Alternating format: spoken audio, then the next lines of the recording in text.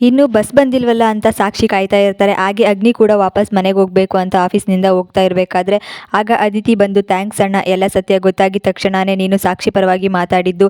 ಹಾಗೆ ಆಫೀಸಲ್ಲಿ ಅಷ್ಟೆಲ್ಲ ಮಾತಾಡಿದ್ದನ್ನ ಕೇಳಿ ನನಗೆ ಎಷ್ಟು ಬೇಜಾರಾಯಿತು ಗೊತ್ತಾ. ಆದರೆ ನಿಜವಾಗ್ಲೂ ನೀನು ಸಾಕ್ಷಿ ಪರವಾಗಿ ಮಾತಾಡಿದ್ದು ನನಗೆ ನಿಜವಾಗ್ಲೂ ಖುಷಿ ಆಗ್ತಿದೆ. ಹಾಗೆ ನೀನು ಮಾತಾಡಿದ್ಯಾ ಅಂತ ಅಂದ್ಕೊಂಡೇ ಇರಲಿಲ್ಲ ನಾನು ಅಂತ ಅದಿತಿ ಹೇಳಿದಾಗ, ಅದಿತಿ ಸಾಕ್ಷಿದು ಏನೂ ತಪ್ಪಿಲ್ಲ ಅಂತ ನನಗೆ ಗೊತ್ತು. ಹಾಗೆ ಇಷ್ಟೆಲ್ಲ ಮಾತಾಡ್ತಾ ಇರಬೇಕಾದ್ರೆ ನೋಡ್ಕೊಂಡು ಹೇಗೆ ಸುಮ್ಮನಿರಲಿ. ಅದರಲ್ಲೂ ಇಷ್ಟೆಲ್ಲ ಆಗಿದ್ದು ನೀನು ಫೋನ್ ಮಾಡಿದ್ದಕ್ಕೆ ಅಂತ ನೀನೇ ಹೇಳಿದ್ಯಲ್ಲ. ಹಾಗಂದಮೇಲೆ ಇದರಲ್ಲಿ ಸಾಕ್ಷಿದು ಯಾವುದೂ ತಪ್ಪಿಲ್ಲ, ಅದಕ್ಕೇನೆ ನಾನು ಅವ್ರ ಪರವಾಗಿ ಮಾತಾಡಿದ್ದು ಅಂತ ಅಗ್ನಿ ಹೇಳ್ತಾರೆ. ಆದರೂ ಸಾಕ್ಷಿ ಬಗ್ಗೆ ಯಾರಾದರೂ ಏನಾದರೂ ಹೇಳಿದರೆ ನಿನಗೆ ಅದನ್ನು ಸಹಿಸ್ಕೊಳಕ್ಕಾಗಲ್ಲ ಅಲ್ವಾ. ಸಾಕ್ಷಿ ಬಗ್ಗೆ ಏನಾದರೂ ಹೇಳಿದ ತಕ್ಷಣ ಅವ್ರ ವಿರೋಧ ನೀನು ಮಾತಾಡ್ತೀಯ ಅಂತ ನನಗೆ ತುಂಬ ಚೆನ್ನಾಗಿ ಗೊತ್ತು ಅಂತ ಅದಿತಿ ಹೇಳಿದಾಗ ಅಗ್ನಿ ಯೋಚನೆ ಮಾಡ್ತಿರ್ತಾರೆ. ಏನು ಯೋಚನೆ ಮಾಡ್ತಿದ್ಯಾ, ಸಾಕ್ಷಿ ಬಗ್ಗೆನೇ ಯೋಚನೆ ಮಾಡ್ತಿದ್ಯಲ್ವಾ ಅಂತ ಅದಿತಿ ಹೇಳಿದಾಗ, ಹಾಗೆಲ್ಲ ಏನೂ ಇಲ್ಲ ಅದಿತಿ, ನಾನು ಬೇರೆ ಏನೋ ಯೋಚನೆ ಮಾಡ್ತಿದ್ದೆ ಆಫೀಸ್ ಬಗ್ಗೆ. ಅಷ್ಟಕ್ಕೂ ಸಾಕ್ಷಿ ಅಲ್ಲ, ಆ ಜಾಗದಲ್ಲಿ ಬೇರೆ ಯಾರೇ ಇದ್ದಿದ್ರು ನಾನು ಅವ್ರ ಪರವಾಗಿ ಮಾತಾಡ್ತಿದ್ದೆ. ಹಾಗೇನೆ ಅವ್ರದ್ದು ತಪ್ಪಿಲ್ಲ ಅಂತ ನಾನು ಹೇಳ್ತಿದ್ದೆ.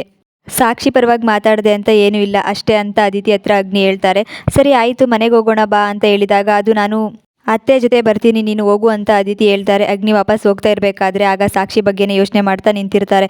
ಹಾಗೆ ಇಲ್ಲಿ ಸಾಕ್ಷಿ ನೋಡಿದ ತಕ್ಷಣವೇ ಇದೇನಿದು ಅಗ್ನಿ ಸರ್ ಇಲ್ಲಿದ್ದಾರಲ್ಲ ಅಂತ ಅಂದ್ಕೊಂಡು ಆಗ ಅಗ್ನಿ ಸರ್ ಅಂತ ಕರೆದಿದ ತಕ್ಷಣವೇ ಸಾಕ್ಷಿನ ನೋಡ್ತಾರೆ. ಸಾಕ್ಷಿ ಬರ್ತಿರೋದನ್ನ ನೋಡಿದ ತಕ್ಷಣವೇ ಅಗ್ನಿಗೆ ತುಂಬ ಖುಷಿಯಾಗುತ್ತೆ. ಸಾಕ್ಷಿನೇ ನೋಡ್ತಾ ಖುಷಿಯಿಂದ ನಿಂತಿರಬೇಕಾದ್ರೆ ಏನು ಈ ಥರ ನಗ್ತಿದ್ದೀರಾ, ಏನಾಯಿತು ಅಂತ ಸಾಕ್ಷಿ ಹೇಳ್ತಾರೆ. ಆದರೂ ಕೂಡ ಅಗ್ನಿ ಹಾಗೆ ನಿಂತಿರೋದನ್ನ ನೋಡಿ, ಅಗ್ನಿ ಸರ್ ನಿಮ್ಮನ್ನೇ ಕೇಳ್ತಾ ಇರೋದು, ಯಾಕೇನು ಮಾತಾಡ್ತಿಲ್ಲ, ಯಾಕೆ ಈ ಥರ ನಗ್ತಾ ನಿಂತಿದ್ದೀರಾ ಅಂತ ಸಾಕ್ಷಿ ಹೇಳಿದಾಗ, ಅದು ಏನಿಲ್ಲ, ನಾನು ಏನೋ ಯೋಚನೆ ಮಾಡ್ತಿದ್ದೆ ಸಾಕ್ಷಿಯವರೇ, ಅದನ್ನೇ ಯೋಚನೆ ಮಾಡ್ತಿದ್ದೆ ಅಷ್ಟೇ, ಏನೋ ನೆನಪಾಯಿತು ಅಂತ ಅಗ್ನಿ ಹೇಳಿದಾಗ, ಹೌದಾ ಸರಿ ಆಯಿತು, ಏನು ಮಾಡ್ತಿದ್ದೀರಾ ಇಲ್ಲಿ ನಿಂತ್ಕೊಂಡು ಅಂತ ಸಾಕ್ಷಿ ಹೇಳ್ತಾರೆ. ಏನಿಲ್ಲ, ಮನೆಗೆ ಹೋಗ್ತಿದ್ದೆ ಅಂತ ಅಗ್ನಿ ಹೇಳ್ತಾರೆ.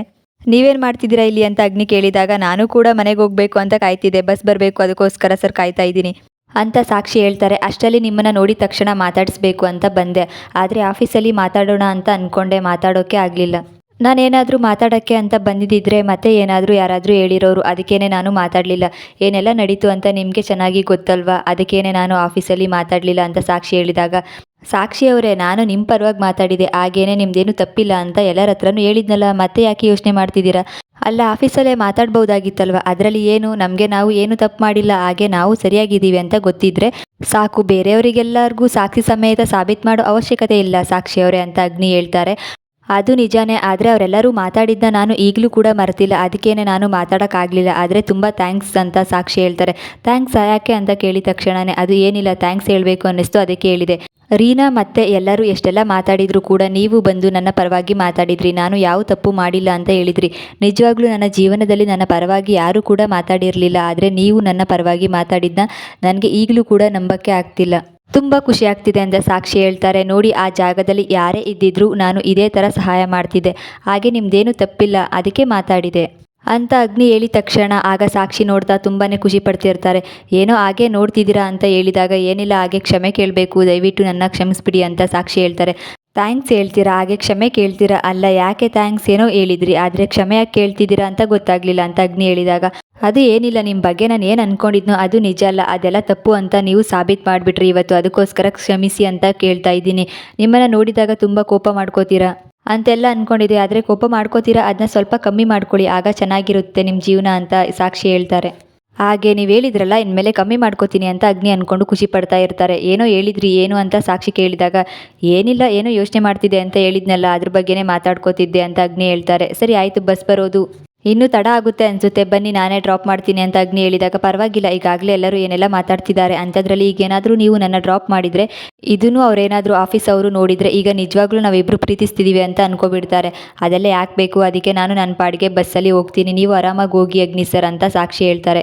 ಪರವಾಗಿಲ್ಲ, ಯಾರು ಏನಾದರೂ ಹೇಳ್ಕೊಳ್ಳಿ, ಆದರೆ ನಮ್ಮ ಮೇಲೆ ನಮಗೆ ನಂಬಿಕೆ ಇದೆ, ಅದಕ್ಕೋಸ್ಕರ ನಾನೇ ಡ್ರಾಪ್ ಮಾಡ್ತೀನಿ, ಬನ್ನಿ ಬಸ್ ಇನ್ನೂ ಬಂದಿಲ್ಲ, ಇನ್ನೂ ಎಷ್ಟೊತ್ತು ಅಂತ ಕಾಯ್ತಾ ಇರ್ತೀರಾ, ಸಂಜೆ ಆಗ್ತಿದೆ ಅಂತ ಅಗ್ನಿ ಹೇಳಿದಾಗ, ಬನ್ನಿ ಇನ್ನೂ ಏನು ಯೋಚನೆ ಮಾಡ್ತಿದ್ದೀರಾ, ನನ್ನ ಮೇಲೆ ನಂಬಿಕೆ ಇಲ್ವಾ ಅಂತ ಅಗ್ನಿ ಹೇಳಿದ ತಕ್ಷಣ, ಯಾರು ಹೇಳಿದ್ದು ಹಾಗಂತ, ಯಾರನ್ನ ನಂಬಲಿಲ್ಲ ಅಂದರೂ ನಾನು ನಿಮ್ಮನ್ನು ತುಂಬ ನಂಬ್ತೀನಿ, ಹಾಗೇನೆ ನಿಮ್ಮ ಮೇಲೆ ನನಗೆ ತುಂಬ ನಂಬಿಕೆ ಇದೆ, ನನ್ನ ಬಗ್ಗೆ ಎಷ್ಟೆಲ್ಲ ಕಾಳಜಿ ತೋರಿಸ್ತಿದ್ದೀರಾ ನೀವು, ಅಂಥದ್ರಲ್ಲಿ ಅದನ್ನೆಲ್ಲ ಮರೆಯೋಕ್ಕೆ ಸಾಧ್ಯನೇ ಇಲ್ಲ, ನನ್ನ ಜೀವನದಲ್ಲಿ ಯಾವತ್ತೂ ಅದನ್ನು ಮರೆಯಲ್ಲ ನಾನು ಅಂತ ಸಾಕ್ಷಿ ಹೇಳ್ತಾರೆ. ಹಾಗೆ ಅಗ್ನಿ ಸಾಕ್ಷಿನ ಕರ್ಕೊಂಡು ಹೋಗ್ತಾ ಇರಬೇಕಾದ್ರೆ ಅಗ್ನಿಯವ್ರ ಅತ್ತೆ ಅದನ್ನು ನೋಡ್ತಾರೆ. ಆಗ ಇದೇನಿದು, ಅಗ್ನಿ ಸಾಕ್ಷಿನ ಡ್ರಾಪ್ ಮಾಡೋಕ್ಕೆ ಅಂತ ಕರ್ಕೊಂಡು ಹೋಗ್ತಿದ್ದಾರಾ, ನನಗಂತೂ ನಂಬಕ್ಕೆ ಆಗ್ತಿಲ್ಲ, ಏನು ನಡೀತಿದೆ, ಇದುವರೆಗೂ ಯಾರು ಕೂಡ ಕಾರಲ್ಲಿ ಬರಬಾರ್ದು ಅಂತ ಹೇಳ್ತಿರೋ ಅಗ್ನಿ ಇವತ್ತು ಸಾಕ್ಷಿನ ಕರ್ಕೊಂಡು ಡ್ರಾಪ್ ಮಾಡೋಕ್ಕೆ ಅಂತ ಹೋಗ್ತಿದ್ದಾರೆ, ಇದನ್ನೆಲ್ಲ ನಂಬಕ್ಕೆ ಆಗ್ತಿಲ್ಲ, ಏನು ನಡೀತಿದೆ ಅದಿತಿ ಅಂತ ಆಗ ಅದಿತಿ ಹತ್ರ ಅವ್ರ ಅತ್ತೆ ಕೇಳಿದಾಗ ತಕ್ಷಣವೇ, ಅದು ನಾನು ಈಗಲೇ ನೋಡ್ತಾ ಇರೋದು, ಆದರೆ ಸಾಕ್ಷಿನ ನೋಡಿದ ತಕ್ಷಣ ಅಣ್ಣ ತುಂಬಾ ಕಾಳಜಿ ತೋರಿಸ್ತಾನೆ, ಹಾಗೇನೆ ನಿಧಾನವಾಗಿ ಮಾತಾಡ್ತಾರೆ. ನಿಜ ಹೇಳಬೇಕು ಅಂದರೆ ಸಾಕ್ಷಿ ಅವ್ರ ಜೀವನದಲ್ಲಿ ಬಂದ ಮೇಲಿಂದನೇ ತುಂಬಾ ಬದಲಾಗಿದ್ದಾರೆ ಅಗ್ನಿ ಅಣ್ಣ ಅಂತ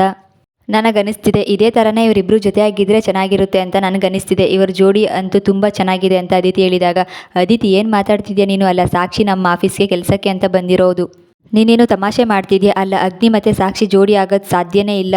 ಏನು ಮಾತಾಡ್ತಿದ್ಯಾ ನೀನು ಅಂತ ಕೋಪ ಮಾಡಿಕೊಂಡು ಯಾವುದೇ ಕಾರಣಕ್ಕೂ ಮತ್ತೆ ಈ ಥರ ಹೇಳ್ಬೇಡ ಅಂತ ಅವ್ರ ಅತ್ತೆ ಹೇಳ್ತಾರೆ. ಅದರಲ್ಲಿ ತಪ್ಪೇನಿದೆ? ಅಷ್ಟಕ್ಕೂ ಸಾಕ್ಷಿ ಎಷ್ಟು ಒಳ್ಳೆಯವರು ಅಂತ ಎಲ್ಲರಿಗೂ ಗೊತ್ತು. ಅದರಲ್ಲೂ ಸಾಕ್ಷಿ ನಮ್ಮ ಆಫೀಸ್ಗೆ ಇಷ್ಟೆಲ್ಲ ಸಹಾಯ ಮಾಡಿ ಎಷ್ಟೆಲ್ಲ ಕೆಲಸ ಮಾಡ್ತಿದ್ದಾರೆ. ಅಂಥದ್ರಲ್ಲಿ ಅಂಥವ್ರನ್ನ ನಮ್ಮ ಮನೆ ಸೊಸೆಯಾಗಿ ಕರ್ಕೊಂಡು ಬಂದರೆ ಎಷ್ಟು ಚೆನ್ನಾಗಿರುತ್ತೆ ಅಂತ ಅದಿತಿ ಹೇಳ್ತಾರೆ. ಇಂತಹ ಇನ್ನಷ್ಟು ಸೀರಿಯಲ್ ಸಂಚಿಕೆಗಳಿಗಾಗಿ ಚಾನಲ್ನ ಸಬ್ಸ್ಕ್ರೈಬ್ ಮಾಡ್ಕೊಳ್ಳಿ, ಹಾಗೆ ಸಪೋರ್ಟ್ ಮಾಡ್ತಾಯಿರಿ.